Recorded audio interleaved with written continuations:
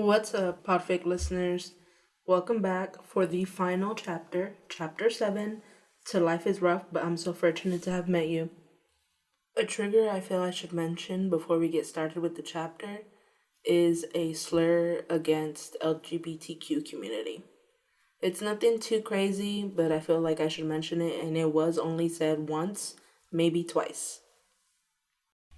The man in front of Shouta was swaying on his feet, but the pure and utter rage behind his eyes was what really made Shouta tense up. A twinge in his gut reminded him of his still healing injury, even as he drew the door open more to face Midoriya head on. "Can I help you?" Shouta ground out, gritting his teeth as he fought the violent urge to jump forward and beat the living daylights out of Midoriya. The man grunted, his furious gaze lazily dragging from Shouta to the vacant apartment next door, and back to Shouta. "My apartment's locked." "And?" Shouta huffed out, crossing his arms over his chest and drawing himself to his full 6-foot height. Midoriya seemed to be an inch or two shorter than him, some primal instinct in Shouta gleefully realized. "How does that correlate to you slamming on my door at 2 o'clock in the morning?" It would be best not to agitate the man, but Shouta couldn't help but snark a bit at Midoriya. After all, this was the man that had abused and neglected Shota's kid, not Midoriya's. Because the man had lost all right to being Izuku's father the first time he ever laid a hand on the child. Midoriya grunted and swayed a bit more before huffing out. "No good bastard brat. What'd he do? Get me locked out." And then under his breath, the man grunted, "I'll fucking kill that brat. I suggest you leave."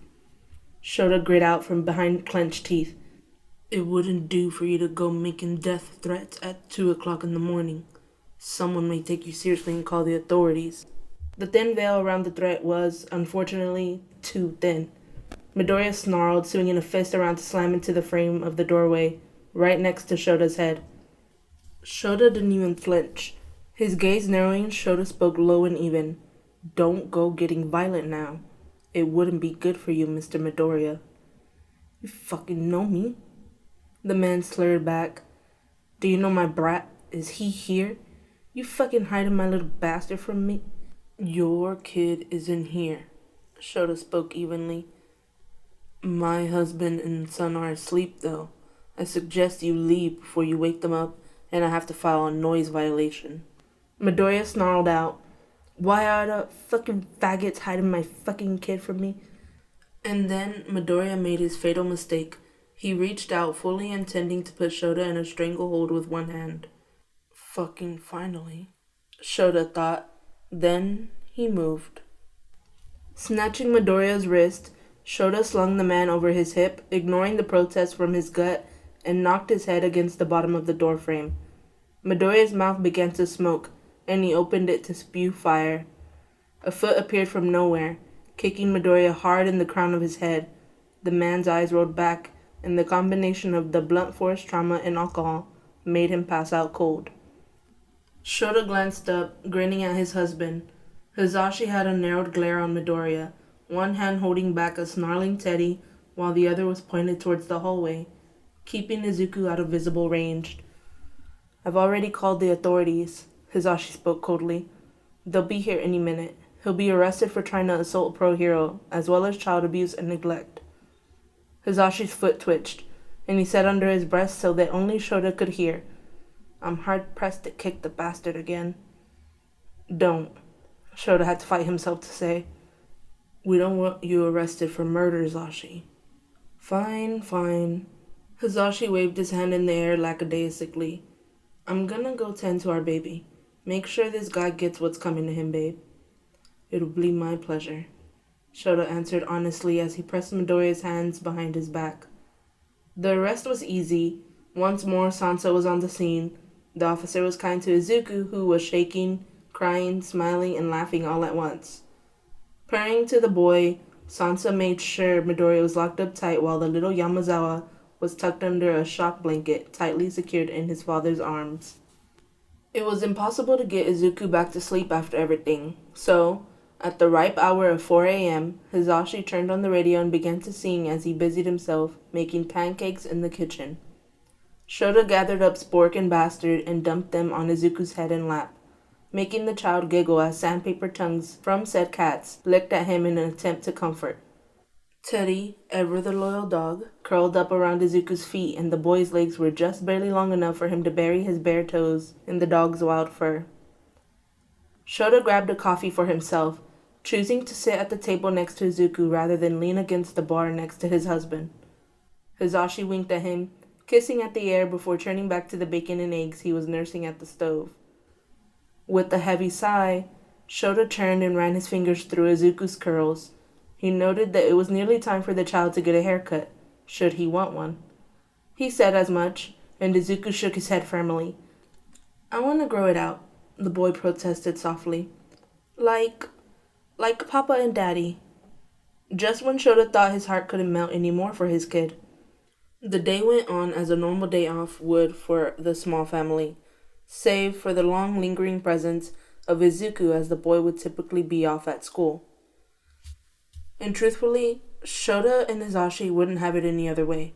The child stood on a stool to help Hisashi dry their dishes, and he did light yoga with Shota in the living room. They all curled up on the couch to read for a while, Izuku muttering to himself as he pored over his journals and rewrote some of his notes. Hisashi fondly cuddled the child in his lap until Shota shoved his husband over, claiming it was his turn for Izuku cuddles. This ended in a tickle fight, with Izuku somehow making his way to the center of the pile. Breathless from laughter, Izuku looked up at his papa and daddy, both of whom were staring down at the child with varying grins. "Papa, Daddy." "Yes, Izu." "I love you." Hisashi sniffled, blinking back tears. "I love you too, sweetheart." "We love you," Shota corrected, tangling his fingers with his husband's. "Don't ever forget that." A few hours later, Shota and Hisashi presented Izuku with leftover cake and his birthday presents. The child cried softly upon opening up Shota's custom-ordered toy that was made to look exactly like Teddy, then bawled when he opened up Hisashi's homemade scrapbook. Inside were pictures of Izuku with Teddy, Izuku with Shota and Hisashi, Izuku with the cats, and walking outside and having fun and loving life. There were a few pictures Izuku hadn't expected as well. Wedding pictures of Hisashi and Shota, pictures of them in high school, and even a small photograph of a young Hisashi with his sisters and a young Shota with his mothers. "Those are your grandmothers," Shota told his son gently. "If you want to meet them." "Yes," Izuku said emphatically, hiccuping and sniffling. "Yes, I want to meet them, please." Hisashi grinned back, pressing a kiss to Izuku's temple. "Of course, sweetheart. I'll set something up for next week, yeah?" Izuku also wanted to meet Hisashi's sisters, which both of his parents knew immediately would be a trip and a half, especially with Hisashi's nieces and nephews. It was later, after the presents and laughter and the joy, that Hisashi and Shota finally set Izuku down on the couch to talk. "Izuku," Shota began quietly, "Hisashi told me about the other day. How you thought me getting hurt was somehow your fault." Tears welled up in the little boy's eyes for the umpteenth time that day, and he opened his mouth, likely to say something along the lines of, "Because it was." But Shota interrupted him.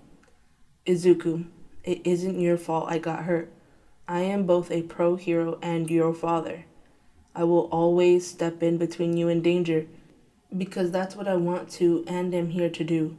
If that means I get hurt, then I get hurt, but it is not your fault. And we'll always do our best to come home to you," Hisashi quickly added in. "Izuku, we want to protect you because we love you. Even though," the child started, stammering up a storm, "even though I'm quirkless?" Shota's gaze softened, and he nodded. "Even then, Izuku. Even though there's nothing wrong with being quirkless, and even if you do something you're not supposed to do, and even if you were a villain, we would always try to protect you. Just don't go being a villain, sweetheart, because we don't want to arrest you, okay?" Hisashi chuckled, and Izuku giggled wetly. Okay, Papa." "Good," Shota said, standing up and ignoring the protest from his knees. Hisashi giggled at the popping noise they made, and Shota punched his husband's arm lightly. "Now, let's go take a nap. The nap was wonderful, and the little family, all snuggled up with Teddy and the cats, slept soundly, blessedly unbothered by the world for several hours. Epilogue. It was with pain in his back and flank that Shouta sat up on the sparring mat, grinning wildly at his son. You managed to throw me that time. Good job. The 13-year-old blushed darkly, rubbing the back of his neck beneath his ponytail where dark green curls were coming unwound. You let me. When have I ever lied to you? When you and Pops told me Sana was real? Shouta paused, then countered. When have I ever lied to you about your training? Meekly, Izuku began to smile down at the ground. Never. Hey, chin up. Shouta gently chided his son as he went to stand next to Izuku. Yeah, Hisashi shouted from the sidelines as he stretched, warming up for his turn at a spar. You know we love to see your smile, Zuzu. Izuku blanched at the nickname, quickly whirling towards his other father and shouting back, Pops, do not call me that at school, please. No, promises, Zuzu. Shouta started quickly interjecting himself between his husband and son as to not let some kind of fight break out. We'll treat you with the same dignity and respect as our other students, kiddo. That being said, if you manage to find another alleyway Scrabble to get into, hey, it's not vigilantism if I'm not using a quirk. Even Tsukuichi said so. So, it's obviously not vigilantism, Izuku rambled, poking at his father with the bare foot and wiggling his toes. See? Pinky joint and everything. From the sidelines, Hisashi shouted again. That science is flawed. Whatever, Pops. Jeez. Vigilantism aside, Shouta said as he crouched in front of his son, placing a fist against the boy's chest. I don't want you getting into any more fights, okay? Not beyond the sparring mat. Do you understand, problem child? Izuku scoffed. Not a problem child. Izuku. Yes, Dad, I understand. My God, it's not like I'm gonna challenge Bakugo to a fight to the death or something during the admissions exam. Wouldn't put it past you, Hisashi called as he sidled up next to his family, an older and slower Teddy slinking up after him. Tugging his husband and son in for a group hug, dutifully ignoring Shota's scoff, Hisashi kissed both of his boys on their cheeks before crouching down to ruffle Teddy's fur. The dog barked happily, leaning into the touch and licking at Hisashi's wrist. Wow, Hisashi said suddenly. I never thought of this before, but... Glancing over at his son, who had moved away from the group hug to go run some stretches of his own, Hisashi murmured to his husband, If not for Teddy, we may never have gotten Izu. Shouta paused, thinking it over before slowly nodding back. Yeah, we would have taken that mail he was bringing to us and not thought anything more of it. Or him. Teddy gave a small boof, and Hisashi turned back to where he'd stopped scratching behind the dog's ear. All right, boy, all right. You'll get an extra treat tonight, how about that? For being such a good boy and all. It's almost that day, you know. The day, the anniversary of when they'd gotten to adopt Izuku. All of the official paperwork had taken a few months to process, of course, but the day Izuku had chosen his name, chosen their names, was coming up, and it would be a big one. 5 years, Shouta said quietly, drawing his husband's attention. Hisashi hummed, Can't wait for 10, and 15, then 20, and... Pops, are we gonna spar or not? Izuku called back, twirling his bow staff up into the air and catching it as it came back down. Shouta chuckled, smacking Hisashi's back and shoving him towards their kid. Best not keep him waiting. Never would, Sho. We've been through that already. It's best not to wait a day longer. Hey, you're that kid from the entrance exam, shouted the bubbly brown-haired girl. Izuku didn't know her name, but she was surrounded by a small gaggle of friends. A girl with the frog quirk and dark green hair to match Izuku's, a tall boy with glasses, and then a blonde boy with light blue eyes. Wait, you know Zuzu? None other than Monoma Nato shouted, and Izuku rolled his eyes. Really, Catboy? You shouldn't be shouting in a classroom, he replied impishly, earning a scoff from his cousin. It's Nato, not Neko, you. I'm Tsuyu Asui, the frog girl interrupted, ribbiting as she hopped to stand between the cousins. That's Ochako Uraraka, and this is Tenya Ida. It is very nice to meet you. Welcome to 1A, the hero course. You're transferring from support, right? Suyu inquired, a finger pointed at her lower lip as she tilted her head to the side. That's cool. Even cooler, Ochako interrupted her friend's train of thought. Because he won the sports festival, the entire thing. What's your name again? Grinning from ear to ear, Izuku introduced himself with a bow. Sorry about that. I forgot. My name is Izuku Yamazawa. Thank you for accepting me to your class. I hope we can all be good friends. The chorus of cheers coming from the small group in front of him made Izuku huff with laughter. However, movement from the corner of his eye drew Izuku's attention to the back of the classroom. A boy with duo-toned hair and a scar over his eye caught Izuku's gaze, but only for a moment. The boy was quickly looking back down at his desk, not speaking to anyone around him. Well, that just won't do, Izuku thought to himself. Looks like I've got another friend to make today. He was cut off by Hitoshi rushing up behind him and slinging an arm around his neck, nearly strangling the life out of him. Ugh, Toshi, what the... Uncle Shouta says class is about to start, so you'd better take your seats, hero kids. Dude, you're a hero kid too now. Nevertheless, the two transfer students dutifully sat at their seats, Hitoshi right in front of Izuku at the front of the class.